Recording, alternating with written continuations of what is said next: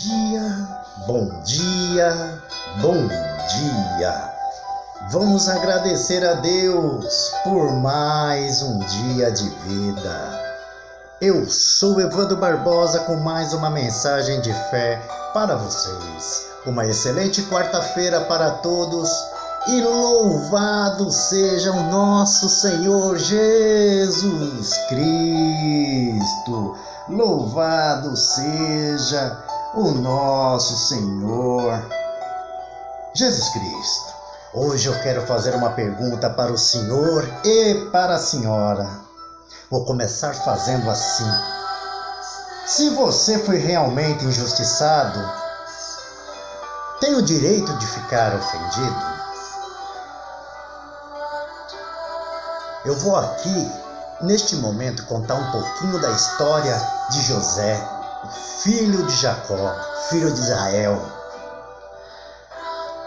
Gênesis, capítulo 50, versículo 19 e 20.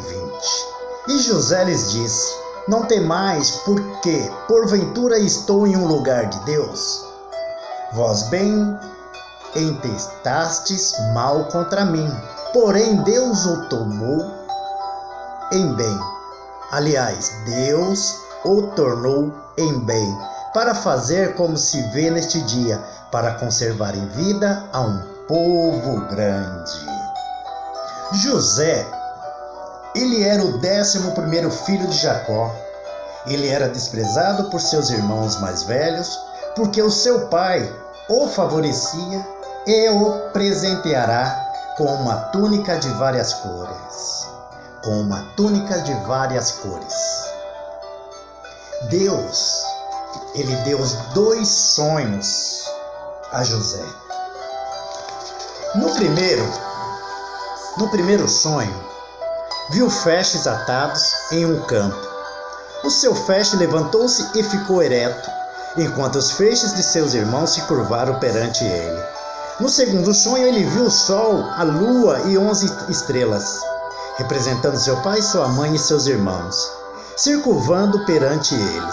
Quando ele contou esse sonho a seus irmãos, é desnecessário dizer que eles não encararam isso com entusiasmo. Eles simplesmente o odiaram ainda mais. Mas pouco depois, seus 10 irmãos mais velhos foram alimentar os rebanhos de seu pai no campo. Jacó enviou José para ver como eles estavam indo. Quando os irmãos mais velhos viram José vindo, conspiraram contra ele, dizendo: vem lá o tal sonhador, vamos matá-lo, então veremos o resultado dos seus sonhos.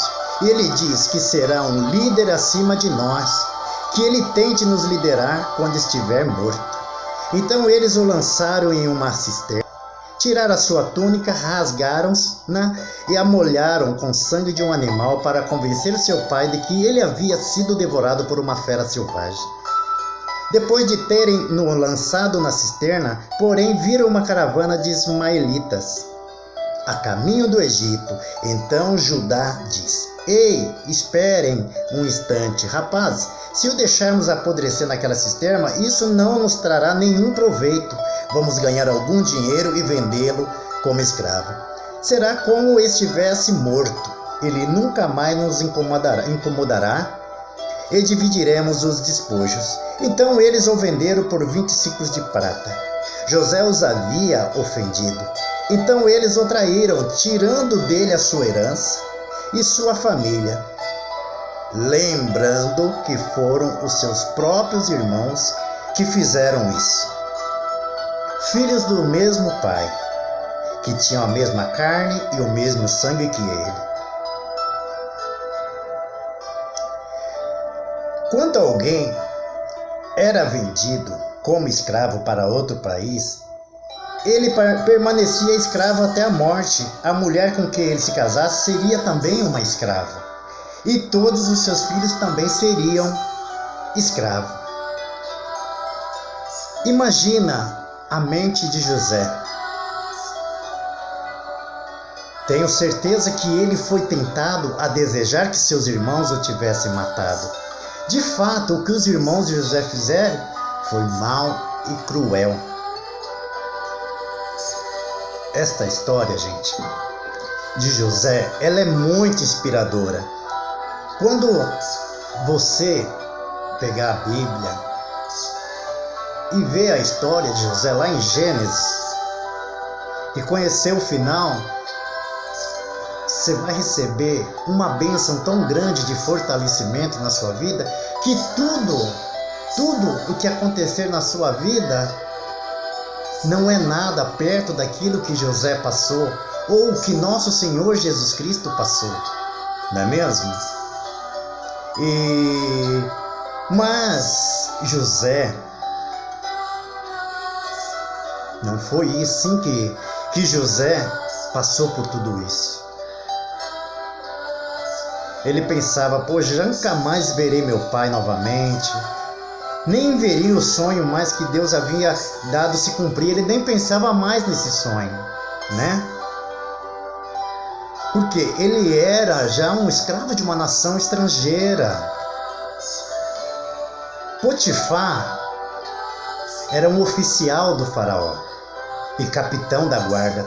Ele serviu a esse homem. José foi escravo, ele serviu a Potifar por cerca de 10 anos, gente. E sabia que seu pai acreditava que ele estava morto. Jacó acreditou que ele estava morto, né? Tantos anos se passaram e da forma que os irmãos deles planejaram a situação, né? Não tinha como pensar diferente, né? E José, ele não tinha mais esperança de ser resgatado por seu pai. Potifar colocou José como administração. Aí Deus começou a agir naquele sonho que José já nem pensava mais nisso. Deus começou a agir, já colocou o guarda para que José servisse a ele. Como administrador da sua casa, e tudo que Potifar tinha era José que administrava. Mas ao mesmo tempo que estava a favor de José, algo de muito errado estava sendo gerado no coração da esposa, da mulher do Potifar. É o inimigo atentando. E ela começou a sentir um desejo ardente por José e queria cometer adultério com ele de qualquer jeito. Ela tentava seduzi-lo diariamente, e ele sempre recusava. Teve um dia que ela o encurralou, porque só estavam os dois, e insistindo para que ele deitasse com ela. Ele se recusou e correu, deixando a túnica na mão da mulher. Quando fez isso, ela ficou envergonhada e gritou: "Estrupo, estrupo, estrupo!" Potifar fez com que José fosse lançado na prisão de Faraó. A prisão de Faraó não era em nada semelhante às prisões que temos hoje, né? Mas só de estar preso já é complicado, né? O Salmos 105, versículo 18, ele diz assim: os pés de José, eles recebiam apenas alimentos suficientes, sobreviveram a fim de poder sofrer de acordo. O Salmo 105, gente, ele diz assim, Salmo 105, 18: cujos pés apertaram com grilhões e a quem puseram em ferros. Quem puseram em ferro? José. Ele foi colocado naquela masmorra para morrer, mas não esquecendo, gente, o sonho que José teve. E nós nunca podemos perder a esperança, sabe por quê? Porque Deus está no controle de tudo. Imagina que nunca tenha passado pela mente de José que aquele era o processo de Deus para prepará-lo para governar, até que esse dia chegou. Como ele usaria futura autoridade sobre seus irmãos que o haviam traído? A gente não tem nem como a gente imaginar o propósito que Deus tem para nós. Por isso que nós temos que abraçar com todas as mãos a esperança, se fortalecer em Deus todos os dias. Quando encaramos o fato de que Deus poderia ter impedido todo o nosso infortúnio, a nossa infelicidade, mas não o fez, acabamos ocupando, não é mesmo?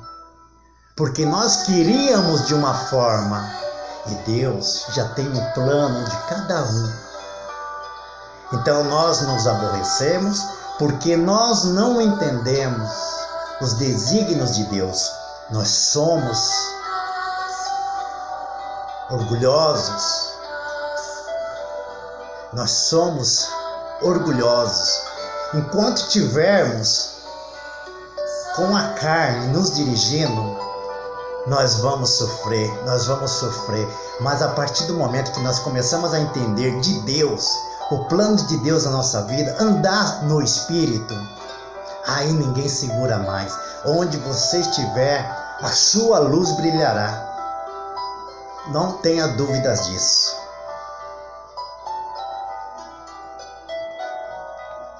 Com qual frequência nós ouvimos nossos irmãos e irmãs aí caírem na mesma armadilha de culpar alguém? Nós sempre culpamos alguém. Mas nunca pensamos. Planos de Deus para nossas vidas. Absolutamente, gente. Nenhum homem, mulher, criança ou demônio pode jamais tirar da vontade de Deus ninguém a não ser o próprio Deus. Ele tem um destino de cada um de nós em suas mãos. Buscai o reino de Deus, gente. Buscai o reino de Deus. Jesus, ele nos disse: neste mundo terão aflições, mas não esqueçam, eu venci o mundo. Para a tua honra, meu Pai, a tua glória sempre. Em nome do Pai, em nome do Filho, em nome do Espírito Santo. Amém, meu Senhor, e graças a Deus.